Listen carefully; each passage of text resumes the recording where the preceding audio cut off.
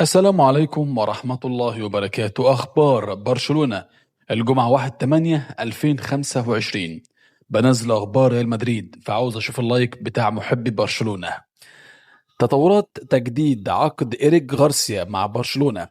كشف راديو كاتالونيا عن آخر تطورات تجديد عقد اللاعب الإسباني إيريك غارسيا مع برشلونة. الإذاعة أكدت أن عملية التجديد لإيريك غارسيا وصلت إلى مراحل متقدمة جدا، ويمكن الإعلان عنه خلال الأيام القليلة القادمة. إيريك غارسيا يرتبط بعقد مع البارسا حتى 2026، والنادي يسرع من عملية تجديد عقده بأمر من المدرب فيليك الذي أكد اعتماده عليه في تشكيلته للموسم القادم. روميو خيار أمام جيرونا ولكن بشرط.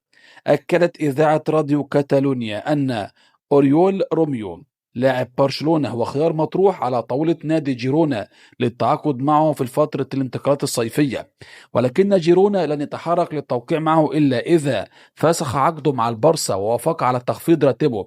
الجدير بالذكر أن برشلونة يسعى للتخلص من روميو هذا الصيف، وسيجتمع ديكو معه فور العودة من الجولة الآسيوية لحسم مستقبله، ومن غير المستبعد أن يتم فسخ عقده. خلاف بين برشلونة ومايوركا على صفقة فيرجيلي.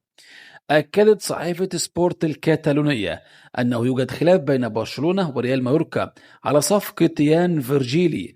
البارسا يطالب ب4 مليون يورو مقابل بيع 50% من بطاقة فيرجيلي، بينما يريد مايوركا دفع 2 مليون يورو كحد أقصى لإبرام الصفقة، ولكن الاختلاف يتمثل في السعر.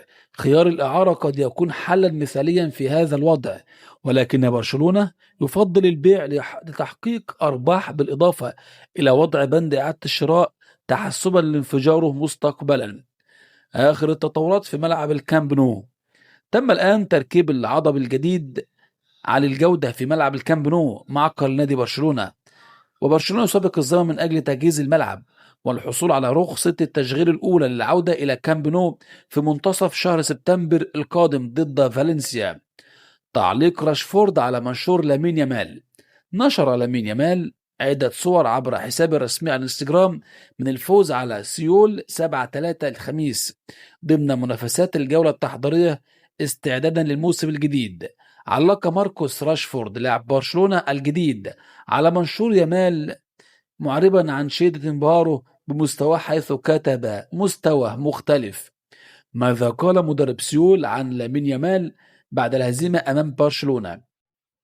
بعدما اكتسح برشلونة فريق اف سي سيول بسباعية الخميس ضمن منافسات الجولة التحضيرية، مدرب نادي سيول كيم جي دونج تحدث عن نجم البارسا لامين يامال بعد الهزيمة قائلا: سجل بفضل المساحة المتوفرة. ما أعجبني هو قدرته على تجاوز المدافعين في المساحات الضيقة وإنهائه الجيد للهجمات. إنه لاعب يتميز بالسرعة والقدرة على التسجيل ومهارات فردية رائعة. ما تنساش تعمل لايك للفيديو علشان نشوف هل نجوم أو جمهور برشلونة أكتر أو جمهور ريال مدريد أكتر، وأشوفكم إن شاء الله بكرة. السلام عليكم ورحمة الله.